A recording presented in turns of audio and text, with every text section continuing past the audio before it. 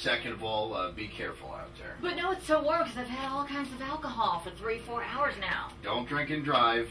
And those of you that are driving sober, don't hit the drunk people staggering around the street. Yeah. We've heard about that. Yeah, we have heard stories already. So, speaking of stories, last week, E-Dub, Eric Williams, comes up to me and says, hey, I know this guy. His name's Philly. And he's a playwright from Cleveland. And he didn't even get the words, do you want him to have a guest? Do you want him to be a guest out of his mouth before I said, book ya! And Philly, you're here with us this morning. Good morning to you. Good morning. How are you? We're great. You're down here from Cleveland, Correct. so thank you for that drive. Thank you. Thank you for having me. And over the weekend, I stumbled upon your website, which is phillyweeden.com. And I started reading through the bio. And what an amazing repertoire you have. A designer, model. Okay, those are two interesting things. What did you design? What did you model? I've collabed on several projects as far as designing clothes. Yeah. Who was in part of Craig Anthony collection, Nice. which was by London Fletcher, an NFL football player. Then I ventured off and did my own, which was Cartier Couture, and that line got picked up by Target in 2009. Wow! He does everything. I'm fascinated by you.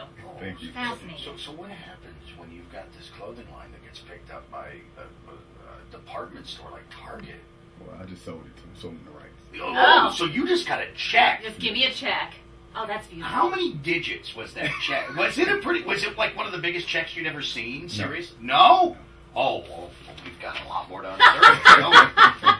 So, and then what did you model? The clothes? Yes, I've modeled the clothes. I've modeled for several designers in Cleveland and surrounding cities since I was 5. Semi-pro football player, which I'm assuming that's probably the connection with E-Dub, right? Or My connection with E-Dub is church and indoor football. oh, okay. Nice. All right. Public speaker, author, playwright, and now a screenwriter too. Yes. And see, it's fascinating to me. I've never been in the presence of a playwright before. Okay. I was never in the presence of a screenwriter until I figured out Kathy had written, for the screen. But how did you get involved? From being a designer and a model and playing the semi-pro football, how did you make the transformation? Is writing something you've always liked? No, I just went with the flow of life. When it came to me writing my book, it was suggested, I should say, by my Facebook friends. And due to my relationship at the time, I was posting love, posting positive quotes, and they all said you should write a book. And I was like, no, I'm not writing a book. And, I don't do that. No. And then I found the time and I started writing about my life. And the next thing you know, it was published, and 1,150 copies were sold the first month. Which book was that? Relationship Breakdown, Philly Style. So, what is that about? You're kind of like a relationship expert, aren't you? I wouldn't say I'm an expert. I'm just the person who tells his business. He opens up Dear Diary, and then he just leaves it out for us. You wrote a book. Yes. You're an expert. We'll say you're an expert. You wrote a book. Right. So what kind of real life, you just give people advice from your own experiences? Yes, my thing is I just want to tell the world what I've been through so that you're able to stop whatever it is you're doing or that you're about to do. I just want to provide hope and a future, a different aspect of what it is that you may encounter, in your relationships or in your single life. So what is that you've been through?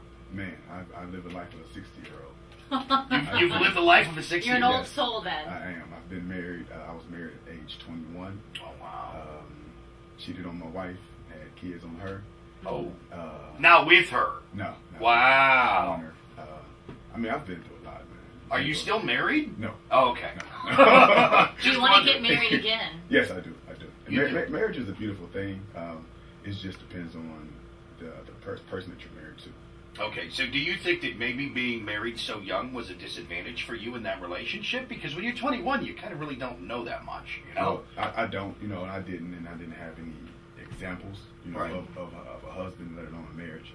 Neither did she. So we were just winging it, Right. and it was just. At the time, of course, it was bad because I was still doing my thing, and I was 21. Right. So as I got older, and when I realized that it was a bad mistake, I've accepted the things that I've done. So I'm able to learn from them and live from them and keep pushing on and able to tell what it is that I've been through. So that's interesting. You've crafted, you've drawn a lot creatively from mistakes and trials and tribulations of your past. Right. So you've kind of taken negatives and spun them positively later in life. Yes. And you've got a lot of projects going on. I want to get in. We have to go into some music here, but when we come back, I want to talk a little bit about your plays because that's and looking into it. I mean, you got the key to the city of Cleveland last year for your artistic contribution to the city. And Kathy and I are curious as to what that key is. I know. Is there a big secret door? Do you put it on your key ring? Can you make a copy? Yeah, that'd be awesome. Does it say "Do not copy" right on the key? Yeah, it says don't take it to Home Depot. Oh yeah, I knew they'd bust you for that. Well, listen, more with Philly Weeden coming up. Check him out, his website, phillyweeden.com. Here's the American Authors. Right now, Best Day of My Life on Mix 94.1. It's on Mix. We're speaking with Philly Weeden. He's our guest today. And Philly, we were talking about, I'm still fascinated about the fact that you created a clothing line and then sold it to Target. But you've done so much more in your life than just that. Yes.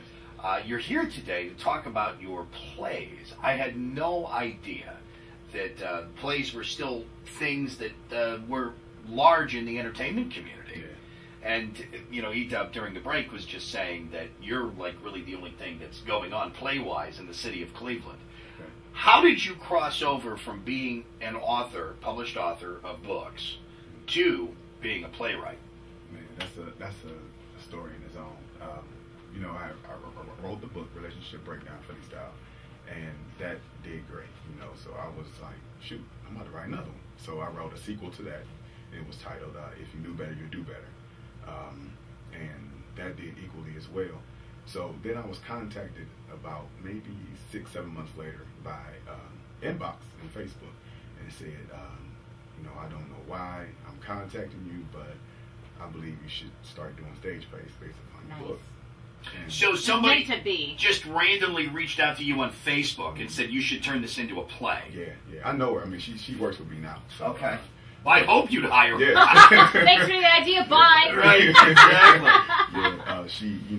She inboxed me and said it, and I was like, first I was like, nah, I'm not doing that. Writing a play, yeah. Right. She's like, I think you need to take advantage of what's going on, as far as the book, and just write it. And she's like, I even acted it, and I was like, nah. So I did that, and I started writing based upon the book, and I didn't know no formalities of it, didn't know anything. I just did it how I perceived it to be, right? And it sold out. That play sold out in 2 months of me promoting it. 2 months. So awesome. You had 2 months prior to the open. Yes. And opening night sold out. Yes.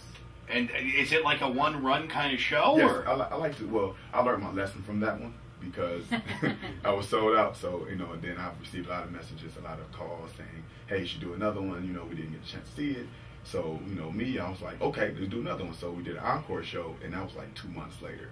And the ticket sales didn't do as well. Gotcha. Or it didn't sell as quickly as the other one, but it was still sold out. But I got a little nervous on it, so now it's just a one time. Leave them wanting more. That's fascinating, like a one-run kind of show. And you kind of have to do that in this day and age of instant gratification. Well, yeah, you build that immediacy. Like, if you don't go and see this, you're going to miss out. Yeah. Right. So, how many plays do you have under your belt now? I have 5. 5 plays. Yes. That's all 5. Yeah, 5. How long does it take you to conceptualize and write a play? Usually about 2 months. I know you got that Target money, so you got. but about 2 months, start to finish, and then you go to the casting process, right? Yes.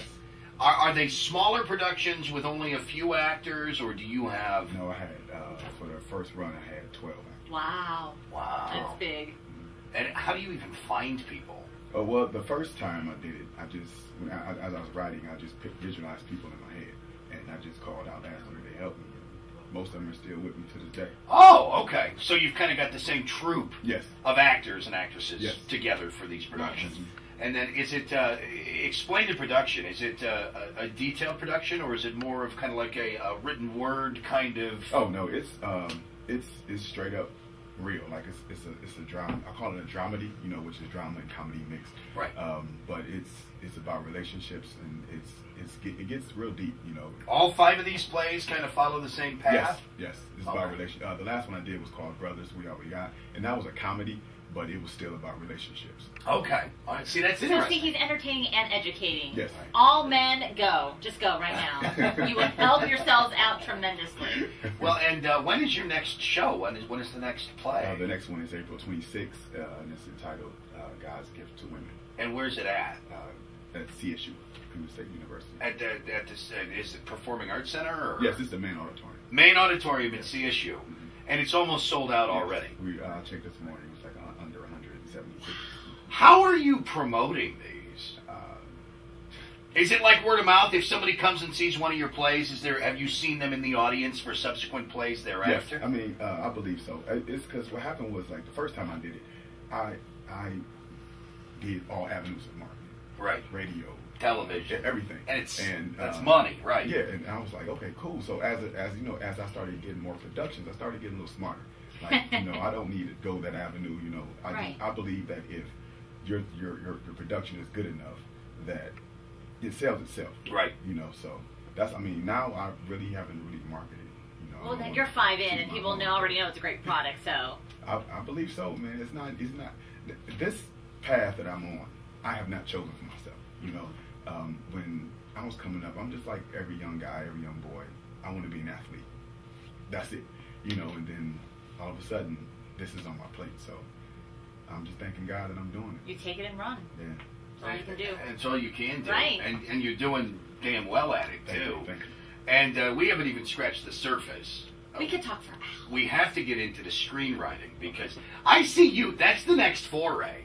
And this is really what has been explained to me by Eric Williams back there, is that everybody that's around you, everybody that has attended your plays, everybody that knows you personally, they really have this feeling that you are going to be the next big thing. Wow. You know, and people believe in you, man. And I've been to the Facebook page. I've seen all the comments. I've gone to your website. I've read about you.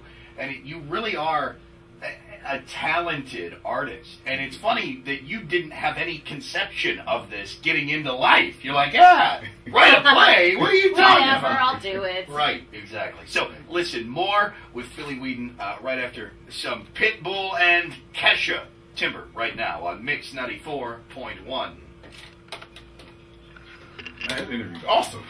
24, mostly sunny, 16. Deluca and Kathy here with Philly Weeden, talking all kinds of stuff, like his designer deal that he signed with Target. I'm not going to let that go. You get to sign something, I don't know what, t-shirts? I don't know who's going to buy it. But, someone? Also, of course, the plays that you have. You've got one coming up at CSU in the main auditorium on Saturday, April the 26th, correct? Correct. And tickets available, you can go to phillyweeden.com, correct? PHILLY. The link, I'll put it on the Facebook page. Yeah. With the interview. What's going on with your screenwriting? What is this? Man, that's a process. That is a process. So books were fine, yes. Plays were fine, yes. Screenwriting, you're like, I can't sleep. It's man, it's incredible to. I admire everybody who does it. I admire you because it's, like I said, it's a process. In a process, you know, as I wrote the play, wrote the books, easy, you know, to me, you know, but it's a different formality of writing a screenplay. I mean, a screen. Adapting. Yeah, it's right. Because everything has to be in another format. It has to be. Everything has its place, and I've been ridiculed, you know, by the person mentoring me, Mike Berry. Aww. And every time I'll do the script, and I'll be like, okay, cool, send it to him. He sent it back like, no. Red ink all over the place. Yes, right, yeah. yes. So, but I admire, you know, the process because it has matured my writing, you know, my thinking capabilities, you know, all of it.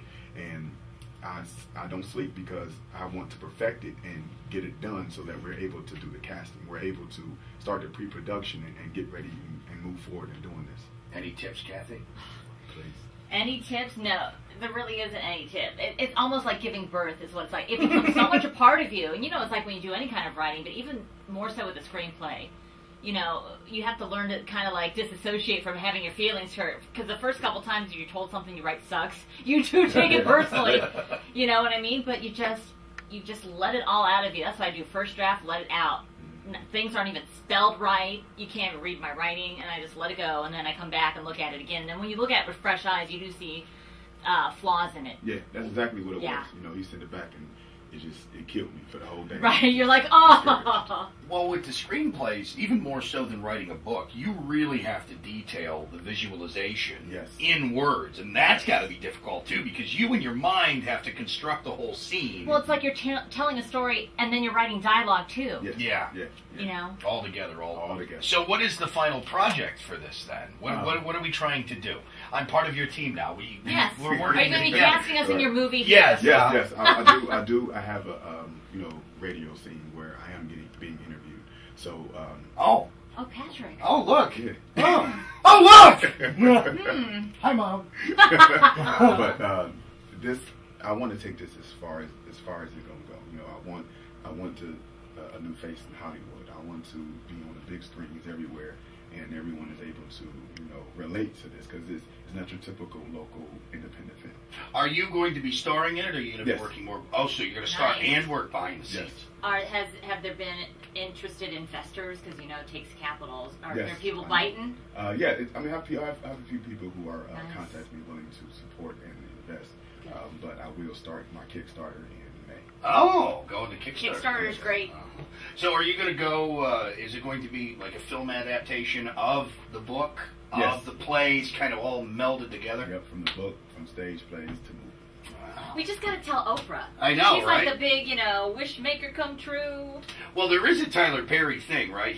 One of his people or somebody reached out to you on behalf of Tyler Perry? Yes, this was about almost 2 years ago, before everything really popped off. And I was contacted via email, and he was saying that he was interested in putting me on his writing team. Oh. And of course, Tyler Perry's team. Yeah, that makes the target deal seem like this big. Right. So I sent back another email, and that was it. So heard nothing. I think there should be a cage match between Tyler Perry and Philly Weeden. Well, I'll go see that. As long as it's in Cleveland, we're fine. Yeah. You have to come over here, Tyler. Yeah. Our turf. How did you get the key to the city last year? You're the recipient of the key to the city of Cleveland. Well, what happened was, and it is an interesting story because I kind of forgot about it. Did you lose the key to the city? No, Okay. No, it's hanging up. This lady named Stephanie lives on, okay? And in the beginning of me doing this, she asked me, make a wish list. Like, what is it that you ultimately want? And I was like, man, I want the key to the city. and that was before anything ever happened. And the last production, I received. That's cool. Wow. You should have said $50 million Exactly. and the key to the city. The next time somebody asks you Money. what you want, make sure you set the bar a little higher. Not besmirching the key to the city But that's of Cleveland. cool. It shocked me. I forgot I put that out there. So if the Target check wasn't the largest check you've seen, what is the largest check you've seen? What was it from? A cumulative when I was in Iraq. Really? What were you doing in Iraq? Are we allowed to talk about what you were doing in Iraq? We can. No. He's a Navy SEAL. Oh my God. Right. Was it service or what? What were you doing? I was providing service. Oh. There's so many things in my mind right now. Private so contractor or really? Nice. Why didn't I see that on any of your Because nobody's paperwork? supposed to know. So you were working with private security over there? Really? Check this out. So you were one of those guys that was making a killing over there, all kinds of cash, right? I can't. Not bad, okay, right? Now Not you gotta write the autobiography now. That has to be your thing. That's the next book. Exactly. How is that not part of the Philly Weeden story? Because that really was. It was a time in my life where I felt that I needed to get away.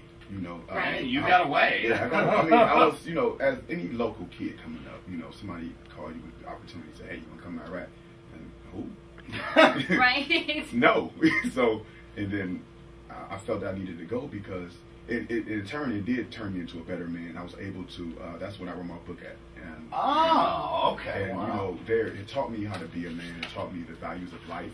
It taught me structure of life. It taught me to not be a procrastinator. You kind of grew up. Yeah. I was not able to run away from things that was going on. So, you know, at home you're able to drive away, go away, run away, call somebody. There, it was just me. It's you. It's solitude. So, yeah. Wow. Okay, let's say you write the autobiography, and now it's the Hollywood film. Who plays the role of you? Is that you? No. No, you're not going to play. You have to cast somebody else. Okay. Yeah, Idris Elba. Oh. Interesting. Are you listening? You heard that. And where do Kathy and I fall? You fall. I don't I'll care be an where. extra. It's okay. Just get us a check in the mail. PhillyWeeden.com. PhillyWeeden.com. Thank you so much for coming in today. You've got like a pair of tickets to your show you want to give away? I do. Okay. And I also want to give away a pass to the gym. I have a gym. What? You got a gym and you want to give a... He does literally everything. Right, exactly. Tomorrow will be the 1-year anniversary for the gym. Congratulations. Thank you. And it's going to be a free all day, all classes all day with 20-hour sign-ups. So come on down, 1635 Lee Road, Cleveland Heights, Ohio. Naturally Gifted Fitness Center. Nice. There you I go. feel inspired by you, and I feel like a big loser all at the same time. I'm kidding. And then Let's start a business, Pat. Exactly. I don't know what. I know. Can we be your personal assistant? Yes. Yes, dude, that's our business. I can do that. I can personally assist. I can schedule stuff. Tender my resignation right now. All right, and so the play is April the 26th at the Cleveland State University main auditorium. Yes. What is the play? The play is God's Gift to Women. Written about me. You can be. Yeah. Be. No, I can think that in my own mind. in quotes, just kidding. So, what, are you giving us a pair of tickets to give up? Yes, I am. Give me a number. 4. 330-450-9400. Give us a call if you'd like to go. Philly Weeden, we look forward to hearing from you again, live via Skype from Hollywood, California, when you make it huge and have more money than Tyler Perry and Oprah combined. Oh, wouldn't that be awesome? That's when Kathy and I will come work for you. I'll carry your coat for you. Just no a problem. small percentage. Okay, small. 10%. I mean 15. Why not? It's 15% Ain't of mine. $1 million. Exactly. Philly, it's been wonderful talking to you and meeting you, and we wish you all the best. Thank you so much.